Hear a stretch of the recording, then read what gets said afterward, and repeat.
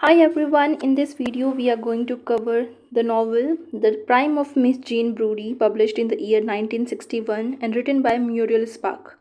तो आज की वीडियो में हम इस नॉवल को करने वाले हैं। फर्स्ट थिंग जो हम हमेशा करते हैं about the author. About the author में इनका birth 1918 and death 2006। She was an Scottish novelist, क्योंकि जो म्यूरियल स्पार्क है वो लिख रही थी मॉडर्न टाइम पीरियड में, तो उनके जो वर्क है उसमें मॉडर्न थीम आपको देखने को मिलेगा। एक सीक्वेंस में लीनियर में जो स्टोरी है वो ज़रूरी है नहीं चलेगी। और शॉर्ट स्टोरी भी ये लिखती थी, एक राइटर थी, पोइट थी और एसेइस्ट भी थी। नोटेबल वर्क्स में हम जो आज करेंगे, एक तो वो हो गया the prime of Miss Jean Brodie, second है द ड्राइवर्स सीट, थर्ड है मोमेंटो मोरी। ये कुछ इनके फेमस वर्क्स हैं। नेक्स्ट चीज़ है about the introduction of the novel. तो नॉवल का फुल टाइटल है आपका the prime of Miss Jean Brodie published in the year 1961। Literary period की बात करें तो पोस्ट वॉर जो हमारा एरिया था उसकी बात करेगा। जो हमारा क्योंकि पब्लिश हुई 1961 में और सेटिंग रखी गई है 1930s की, तो जो वर्ल्ड वॉर हुआ था उसके ड्यूरिंग का उसके आसपास का टाइम रहेगा इसमें। स्टोरी क्या है, जॉनरा क्या है, तो कॉमेडी ऑफ मैनर्स है और बिल्डुंग्स रोमान है, मतलब कि किस तरीके से जो ग्रोथ होगी एक कैरेक्टर की वो आपको देखने को मिलेगी इसमें। सेटिंग रखी गई है एडिनबर्ग में, स्कॉटलैंड में है और पॉइंट ऑफ व्यू है इसका थर्ड पर्सन ओमनीसिएंट। ओमनीसिएंट मतलब जिसको सब पता है, वो बहुत ही मतलब जो स्टोरी ऐसी चलेगी कि उस पर्सन को, जो पर्सन सुना रहा है उसको सारी चीज़ें पता है ऑलरेडी, उसके बाद वो स्टोरी को सुना रहा है। तो स्टार्ट करते हैं स्टोरी को। इसमें ज़्यादा कैरेक्टर नहीं है, बस इतने से ही कुछ कैरेक्टर्स हैं। तो मेन कैरेक्टर से स्टार्ट करेंगे। कहानी शुरू होती है आपकी अर्ली 1930s में, और एक स्कूल है जिसका नाम है मैरिका ब्लेन स्कूल। एडिनबर्ग में लोकेटेड है, मतलब कि स्कॉटलैंड में है। और 10 साल की कुछ लड़कियां हैं, 10 ईयर्स की कुछ लड़कियां हैं, उनको यहाँ पे इंस्ट्रक्ट करती हैं, जिनका नाम है मिस जीन ब्रोडी।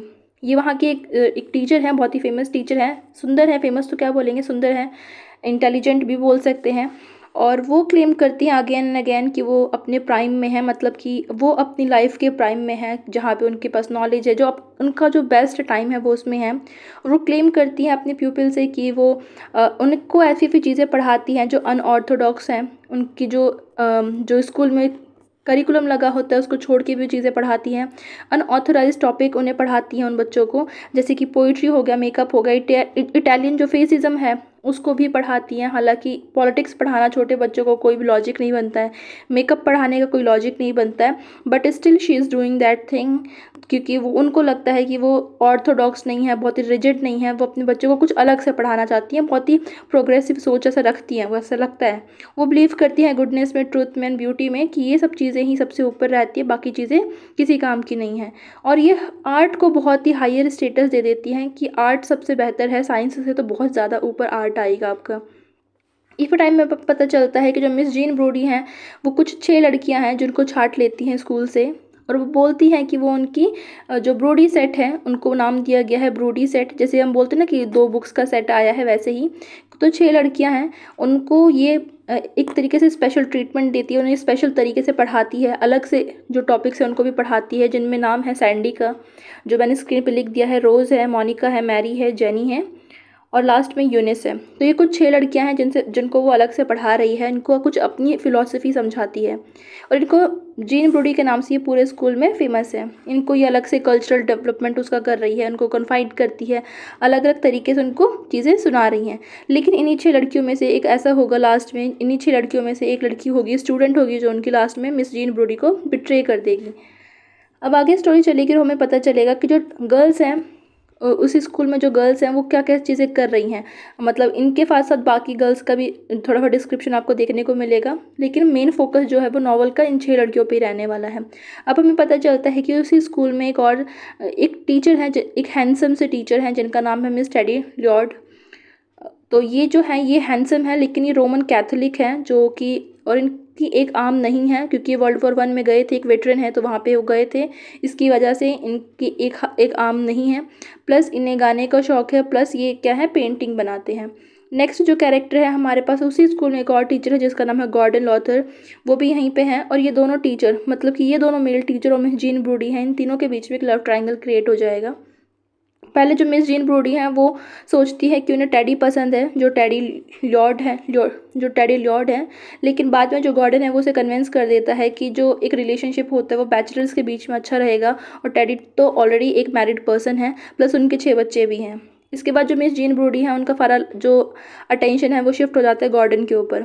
आगे हमें पता चलता है कि जो मिस जीन ब्रोडी है और गॉर्डन है, इन दोनों के बीच में एक एक किसिंग सीन भी हो जाता है स्कूल में ही, और उस चीज़ को मोनिका डगलस वो देख लेती है। आगे स्टोरी बढ़ेगी तो हम देखते हैं कि जो मिस जीन ब्रोडी है वो अपना जो प्यार है पूरे की पूरी तरीके से टेडी के लिए जो है वो ख़त्म कर देती हैं, क्योंकि वो एक मैरिड पर्सन है इसलिए, और इनका अफेयर शुरू हो रखा होता है गॉर्डन के साथ में। आगे हमें पता चलेगा कि इसी टाइम पे जो सैंडी है ये बहुत ज़्यादा इमेजिनेटिव लड़की है, साइकोलॉजिकली वो बहुत ज़्यादा चीज़ों को सोचती रहती है, ऑब्सेस्ड है वो मिस जीन ब्रोडी की लव लाइफ को लेके, कि उनका अफेयर कैसे चल रहा है, किसके साथ चल रहा है, उनके साथ क्या क्या चीज़ें हो रही हैं, वो कौन कौन सी एक्टिविटीज़ कर रही हैं। वो इतनी ज़्यादा अपने टीचर के अंदर उस टीचर के लिए ऑब्सेस्ड है कि वो यहाँ तक सोच लेती है कि उनकी जो टीचर है मिस जीन ब्रोडी है उसका सेक्सुअल इंटरकोर्स भी वो इमेजिन कर लेती है। आगे हमें पता चलेगा कि ये जो लड़कियां पहले 10 साल की थी अब वो बड़ी हो चुकी हैं, 2 साल और बीत चुका है। आगे हमें पता चलेगा कि जो सैंडी की एक फ्रेंड है जेनी, ये जो हमने इन 6 लड़कियों का नाम लिखा है उसी में जो जेनी है वो एक मैन के साथ में यहाँ पे एक्सपोज हो जाती है।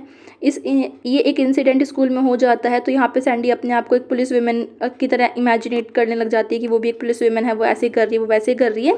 तो उसकी इमेजिनेशन बहुत ज़्यादा है, वो हर तरफ सिर्फ ऐसा लगता है उसको कि वो एक पुलिस वुमेन होगी, वो नेविगेट करेगी किस तरीके से किसका लव अफेयर चल रहा है मिस्टर जो हमारे गॉर्डन है और जो मिस जीन ब्रोडी हैं उनका भी। अब हमें पता चल रहा है कि 12 एज की वो गर्ल्स हैं और आगे वो ग्रेजुएट भी हो रही हैं, और धीरे धीरे क्या हो रहा है कि जो स्कूल में है क्योंकि अब वो हालांकि वो जो एक गैप था, वो जो एक पीरियड था उसको क्रॉस कर चुकी है, लेकिन स्टिल वो क्या बुलाई जाती हैं, स्टिल उनके पास वो टैग है कि वो मिस जीन ब्रोडी की तो ये चीज़ें आगे होती हैं। आगे हमें पता चलता है कि इसी स्कूल में जो हेड मिस्ट्रेस है जिनका नाम है मिस मैके, वो चाहती हैं कि मिस जीन ब्रोडी को यहाँ से निकाल दिया जाए, क्योंकि उनके जो आइडियाज़ है वो उन्हें पसंद नहीं है, वो जिस तरीके की नॉलेज बच्चों को पढ़ा रही हैं वो उन्हें पसंद नहीं है, और वो तरह तरह की सोचती हैं कि ऐसा कुछ हो जाएगा तो उसे निकालने का मौका मिल जाएगा। इवन वो इन 6 लड़कियों को, ये जो ब्रूडी सेट है इनको भी बोलती हैं कि तुम इनके अगेंस्ट में बोल दो, कुछ प्रूफ दे दो ताकि उनको निकाला जा सके, लेकिन ऐसा भी कोई कुछ करता नहीं है। जो लड़कियाँ हैं वो अभी मिस जीन ब्रोडी के लिए लॉयल हैं। आगे हमें पता चलेगा कि ये जितनी भी लड़कियां हैं अब यहाँ पे ग्रेजुएट होने लग गई हैं, और यहीं पे हमें पता चलता है कि जो मिस ब्रूडी है उनका लव अफेयर जो है वो मिस्टर गॉर्डन के साथ अभी भी चल रहा है। आगे की कहानी आगे बढ़ती है और हम देखते हैं कि ये जो रोज़ है, ये टैडी, जो मैंने बोला था टैडी एक पेंटर भी है, पेंटिंग भी करते हैं, तो टैडी के लिए एक मॉडल का काम करती हैं, बीच बीच में वो मॉडल की तरह पोज करती है उनके लिए, और टैडी उनकी पोर्ट्रेट बनाते हैं। और यहाँ पे मिस जीन ब्रोडी जो है, क्योंकि जीन ब्रोडी का आइडिया क्या है कि वो अपने बच्चों को, स्टूडेंट्स को लव अफेयर भी सिखा रही हैं, और वो कहीं ना कहीं ये फोर्स करती हैं, एक तरीके से प्लान बनाती हैं जहाँ पे रोज़ को एक एक सेक्सुअल रिलेशन में डाल दिया जाए मिस्टर टैडी के साथ में। तो मतलब एक टीचर का और एक स्टूडेंट का रिलेशन ये खुद सोचती है, प्लान करती है कि ऐसा हो जाए, और वो सैंडी को सोचती हैं कि सैंडी सबसे ज़्यादा ट्रस्टवर्दी है तो वो उसे बताती हैं। अब यहाँ पे कुछ चीज़ें बीच में ऐसी भी होती हैं कि एक बार ये 6 लड़कियाँ जो होती हैं वो मिस जीन ब्रोडी को मिलने गई होती हैं जब वो गॉर्डन के साथ होती हैं, और यहाँ पे हमें पता चलता है कि मिस जीन ब्रोडी जो है वो टैडी के बारे में पूछ रही हैं कि वो क्या क्या करते हैं, अभी कैसे हैं, ये सब चीज़ें।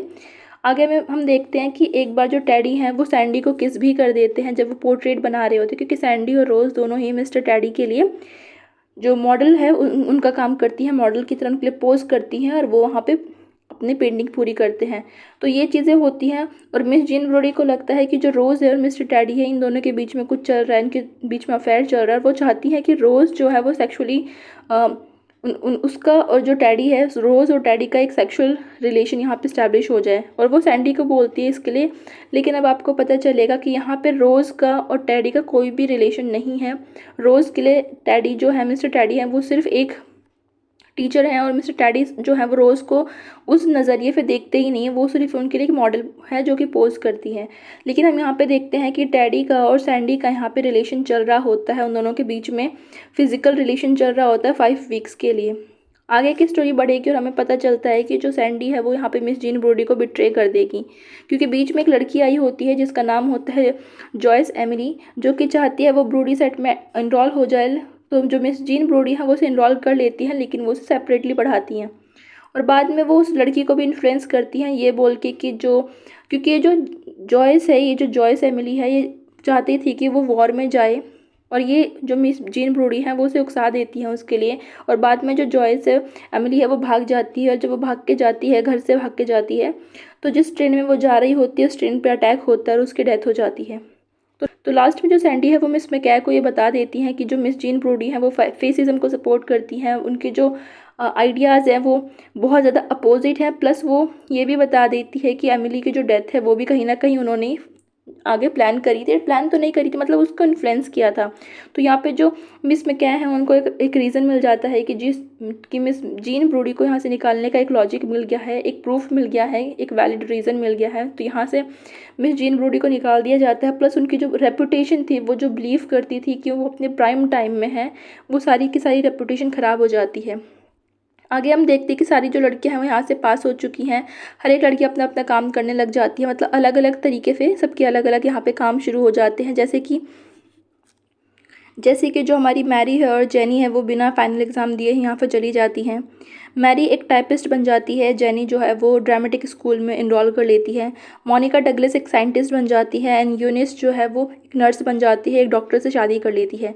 रोज़ एक अच्छी मैरिज लाइफ में है। प्लस हमें पता चलता है क्योंकि उसके ऊपर जो मिस ब्रूडी का जो इन्फ्लुएंस था वो हटा दिया उसने, वो उसके ऊपर बिल्कुल भी नहीं है, और सैंडी डिसाइड करती है कि वो साइकोलॉजी को परस्यू करेगी। आगे हमें पता चलता है कि जो सैंडी है वो एक बुक को पब्लिश करवाती है, और बुक का नाम होता है, वो क्योंकि एक ऑथर बन गई है, फेमस साइकोलॉजिस्ट बन गई है, और एक बुक पब्लिश करती है जिसका नाम है transfiguration of the common place. क्योंकि लास्ट में आते आते उसका क्या होता है, जब टैडी के साथ उसका रिलेशन चल रहा होता है तो धीरे धीरे जो उसका इंटरेस्ट है वो टैडी में ख़त्म होने लग जाता है, और उसका झुकाव हो जाता है। जो टैडी की जो रोमन कैथोलिक आइडियाज़ थे, जो उनका माइंडसेट था, वो उसकी तरफ टर्न हो जाती है, और लास्ट में जो सैंडी है वो एक नन बन जाती है और अपना नाम चेंज करके रख लेती है सेंट हेलेना।